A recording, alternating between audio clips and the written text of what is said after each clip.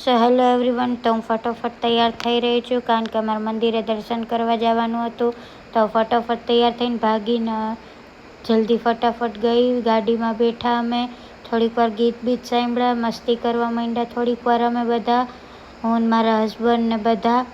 પછી અમારું જૂનું ઘર આવ્યું હતું, તો મારા હસબન્ડને કહેતી હતી કે આપણું જૂનું ઘર આવી ગયું. તો અમે બહાર પાછા નીકળી ગયા. પછી વરસાદ ફૂલ ચાલુ હતો, તો ટોલગેટ પહોંચ્યા અમે ફટોફટ જલ્દી પહોંચીને ટોલગેટ.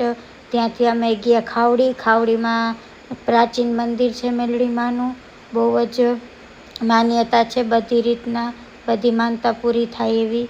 તો તમે બધા પણ જઈ શકો છો, હું તો ગઈ હતી ત્યાં. પછી વળી કંટાળો આવવા માંડ્યો, ગાડીમાં બેઠા તો લૂડો ગેમ રમવા માંડી, મસ્તી કરવા માંડી. તો લૂડો રમતે હું ને મારા હસબન્ડ બહુ મસ્તી કરવાની ચાલુ થઈ ગયા હતા. પછી ડાન્સ કરવાની ઈચ્છા થઈ, 2 મિનિટ ડાન્સ કર્યું. પછી અમે નીકળી ગયા ગામમાં. તો વાછરા દાદાના મંદિરે પહોંચી ગયા હતા અમે. તો વાછરા દાદાના મંદિરે જઈને અમે લોકો દર્શન કર્યા અને મંદિરે પગે લાગ્યા. અને હું ધીમે ધીમે જઈ રહી છું, મારું શરીર જ એવું હોય. પછી દાદાના મંદિરે પ્રસાદી ચડાવી, માનતા હતી એની. દાદાને પ્રસાદી ચડાવી, અગરબત્તી કરી. પછી મારા હસબન્ડ નાળિયેર વધારીને લઈ આવ્યા હતા. તો વાછરા દાદાને હું પ્રસાદી ચડાવતી હતી. પછી પગે લાગીને મારા હસબન્ડ કે હાલ ફોટા પાડવા જઈએ. મેં તો હાલો તો ફોટા પાડવા જઈ ફટોફટ. મેં કીધું એક કામ કરો, પહેલાં દાદાનો અસલ સીન લઈ લ્યો, અસલ સીન લઈને પછી ફોટા પાડવા જઈ. તો અસલ સીન લઈને ફોટા પાડવા માટે અમે તૈયાર થઈ ગયા. ફોટા પાડી પછી અમે નીકળી ગયા ખાવા.